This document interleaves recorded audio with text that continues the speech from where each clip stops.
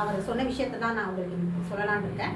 அவர் ட்ரீட்மெண்ட்டில் இருக்கிறவர் தான் என்ன சொன்னார்னா, மேடம் நான் என்னன்னு தெரியல, எனக்கு திடீர்னு வந்து தற்கொலை பண்ணிக்கணும்னு தோணுச்சு, தானாகவே புலம்புறேன், அழறேன், ஏன் அப்படி தோணுச்சுன்னு தெரியல, எனக்கு வந்து ரொம்ப ரொம்ப அந்த மாதிரியான தாட்ஸ் வருது, செத்து போயிடலாமா, எதுக்கு வாழணும்னு சொல்லிட்டு தேம்பி தேம்பி அழறேன், என்னுடைய ஃபேமிலியில் நடக்கிற விஷயங்கள்லாம் எனக்கு வந்து திரும்ப தோணி நான் அழறா மாதிரி ஆயிடுச்சு அப்படின்னு சொல்லிட்டு சொன்னார். இதுக்கான காரணம் என்ன அப்படின்னு நான் யோசிச்சுட்டு தான் இருந்தேன்.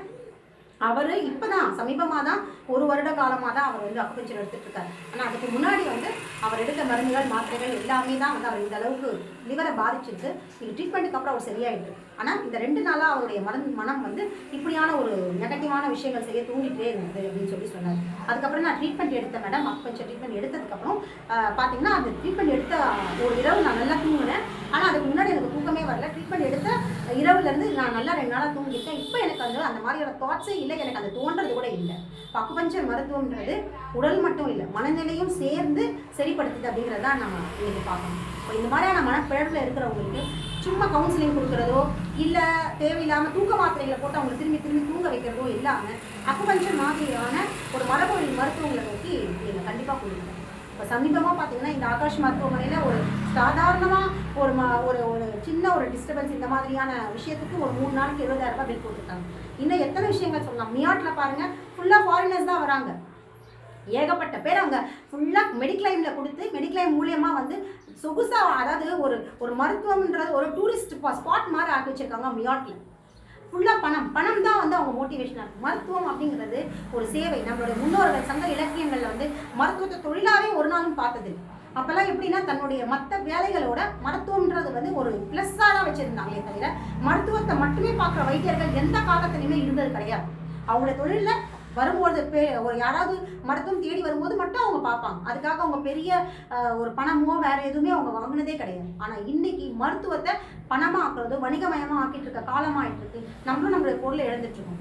இன்னொன்று நீங்கள் சொல்லலாம், என்ன மேடம் நான் ஒன்றும் பெருசாக செலவு பண்ணலையே, நாங்கள் மெடிக்ளைம் போடுறோம், எல்லாமே இன்சூரன்ஸ் கம்பெனி தானே கிளைம் பண்ணி பே பண்ணுறாங்க, லேக்ஸ் கணக்கில் ஆனாலும் அவங்க தானே பே பண்ணுறாங்க, நாங்கள் எங்களுக்கு என்ன அப்படின்ற மனநிலையில தான் இன்றைக்கி என்ன இருக்கும். நல்லா யோசிச்சு பாருங்கள். நீங்கள் மாதம் 1000 ரூபாய் கட்டுறீங்க, அதை அவன் என்ன சொல்கிறான், அதாவது முன்னாடியெல்லாம் நம்ம ஒரு நெகட்டிவான விஷயங்கள் வீட்டில் வந்து பெரியவங்க பேசவே மாட்டாங்க இல்லையா. செத்து போயிடுவேன் அப்படின்னு சொன்னால் கூட அதை திட்டுவாங்க, ஏன் அந்த மாதிரி சொல்கிற, அந்த மாதிரி சொல்லக்கூடாது அப்படின்னு சொல்லி ஒரு நல்ல வார்த்தைகள் நம்ம வாயிலேருந்து வரணும் அப்படிங்கிற ஒரு நல்ல படிப்படியை நம்மளுடைய பெரியவங்க கொடுத்துட்டு இருந்தாங்க. ஆனால் இன்னைக்கு நாளைக்கு நம்ம செத்து போயிடுவோம், இன்றைக்கி இன்சூரன்ஸ் போடுறது, டெத் இன்சூரன்ஸ் போட்டு வைக்கிறதும், நாளைக்கு நமக்கு ஆக்சிடென்ட் ஆகும்னு சொல்லி இன்றைக்கி ஆக்சிடென்ட் இன்சூரன்ஸ் போடுறதும், நாளைக்கு ஹாஸ்பிட்டலில் நம்ம சேருவோன்றதுக்காக இன்றைக்கே கொஞ்சம் மாதம் பணம் கட்டி பண்ணுறது எப்படியா ஒரு விஷயம். அப்போ நாளைக்கு நம்ம வந்து ஹாஸ்பிட்டலில் போயே ஆகணும் அப்படின்றது எதிர்பார்ப்பு தானே ஒரு இன்சூரன்ஸ் கம்பெனியோட வேலையாக இருக்குது.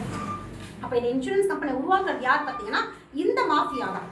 இந்த மருத்துவ மாஃபியா கம்பெனிகள், இந்த இலுமினாட்டிகள் தான் இவங்களை உருவாக்குறாங்க. இப்படி ஒரு இன்சூரன்ஸை கொண்டு வந்து சின்ன தொகையாக அவங்க கிட்ட வாங்கி நாளைக்கு உங்களுக்கு ஏதாவது ஆயிடுச்சுன்னா அது ஒரு சேஃப்டிக்கு வச்சுக்கோங்க அப்படின்ற மாதிரியான ஒரு மனநிலையை கொண்டு வந்து கொஞ்சமாக கட்டுறாங்க. சரி, அப்போ என்ன மேடம், அது இருந்துட்டு போட்டு ஒரு சேஃப்டி தானே, நம்ம சேர்த்து வைக்கலையா, வீடு வாங்கி வைக்கிறோம், கார் வாங்கி வைக்கிறோம், பேங்க்கில் அமௌண்ட் போட்டு வைக்கிறோம், எல்லாமே நாளைக்காக தானே, ஏன் நம்ம அந்த மாதிரி சேர்த்து வைக்கிறோம். சப்போஸ் நாளைக்கு ஏதாவது ஆயிடுச்சுன்னா பாருங்கள், நம்ம வந்து நோயையும் ஆக்சிடென்ட்டும் எதிர்பார்த்துக்கிட்டு இருக்கிற ஒரு மனநிலைக்கு இன்றைக்கி நம்ம தள்ளப்படுறோம். சரி, அது ஒரு பக்கம் இருக்குது. நல்லா யோசிச்சு பாருங்கள், இதில் லாபம் யாருக்கு, உங்களுக்கு நஷ்டம் அப்படிங்கிறது இன்னும் புரிதலே இல்லை. நீங்கள் என்ன நினைக்கிறோம்னா 10 லட்ச ரூபா அவங்க தான் கட்டுறாங்க, நம்ம என்ன பாதியில் நிறுத்திட்டா கூட அவனுடைய பணம் தான் நஷ்டம். கிடையவே கிடையாது. ஒருத்தர் 1000 ரூபாய் கட்டினா கூட 1 கோடி ரூபாய் பேர் வந்து 1000 ரூபாய் கட்டினா எத்தனை லட்சத்துக்கு அது போகுது. அதை வட்டிக்கு விடுறதுனாலையோ இல்லை வேறு மாதிரியான ஒரு விஷயங்கள்ல அந்த அமௌண்ட்டை போடும்போது அவனுக்கு உங்களுடைய மெடிக்ளைமுக்கு அவன் கட்டுற பாகம் எப்படின்னா 101% தான்.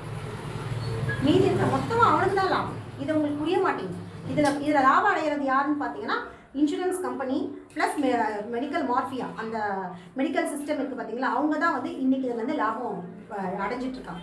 இதை நம்ம புரியாமல் நம்ம மெடிக்கல் கிளைம், மெடிக்கல் இன்சூரன்ஸ் இதெல்லாம் போட்டுட்டோம். இதனால நம்ம இந்த இடத்துல நம்ம என்ன புரியுறோம் அப்படின்னு பார்த்தீங்கன்னா, நம்ம இந்த மெடிக்கல் அப்படிங்கிற விஷயத்துலேருந்து வெளியே வாங்க, மரபொழி மருத்துவங்கள் பக்கம் போகும். சாதாரணமாக 100, 200, 500, 1000 ரூபாய், 2000 ரூபாய் முடிய வேண்டிய விஷயங்கள்ல இன்றைக்கி லட்சக்கணக்கில் செலவு பண்ணிக்கணும். மியாட் மாதிரியான பெரிய ஹாஸ்பிட்டல் இவ்வளோ பெருசாக கிட்டத்தட்ட ஒரு 4-5 தெரு ஒரே இடத்துல இருக்கிற மாதிரியான ஒரு ஹாஸ்பிட்டலை கட்டி வச்சிருக்கானா அது யாருடைய காசு? நம்மளுடைய காசு தான். நம்ம அவனுக்கு கொடுக்குற வருமானத்தை தான் அவன் இன்னைக்கு கட்டிப்பான். நம்மளெல்லாம் இந்தியன்ஸை மதிக்கிறதே கிடையாது. ஃபுல்லாக ஃபாரினர்ஸோடைய சப்போர்ட்டை தான் இயங்கிட்டு அவங்களுக்காக ஒரு தனி அண்டர் கிரவுண்ட் சிஸ்டமே வச்சுருக்கான். அவங்களுக்கான ஃபுட்டு, அவங்களுக்கான அலோவன்ஸ், அவங்கள பார்த்துக்கிறதுக்கான நம்ம சாதாரண ஒரு நடுத்தர மக்கள் அங்கெல்லாம் போனால் ட்ரீட்மெண்ட்டுன்னு கிடையவே கிடையாது. பணத்தை இழந்துட்டு அது இல்லாமல் நம்மளை மதிக்கிறதும் கிடையாது. இப்படியான ஒரு ஹாஸ்பிட்டல் தான் மியா. இன்னைக்கு எல்லா ஹாஸ்பிட்டலும் சும்மா நீங்கள் போனீங்கன்னா கூட எல்லா விதமான டெஸ்ட் எடுத்து நம்ம அங்கேருந்து வரும்போது குறைஞ்சபட்சம் 50,000 ரூபாய் பாதி செலவு பண்ணாமல் வர மாட்டோம்.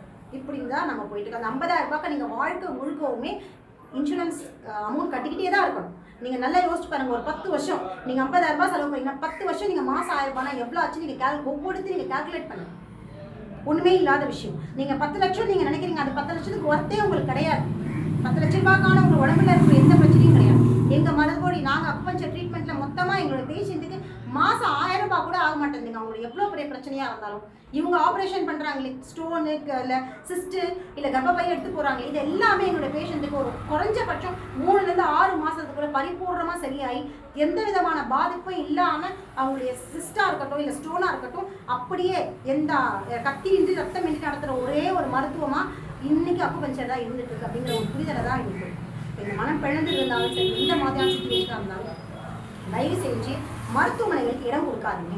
அவங்கள நீங்களே வளர்த்து விடாதீங்க. உங்களுடைய அச்சமும் உங்களுடைய பயமும் உங்களுடைய தேவையும் தான் அவங்களை இன்னைக்கு பெரிய மில்லியனராகவும் நல்ல பெருசாக வளர வச்சுட்டு இருக்கு அப்படிங்கிறத புரிஞ்சுக்கோங்க.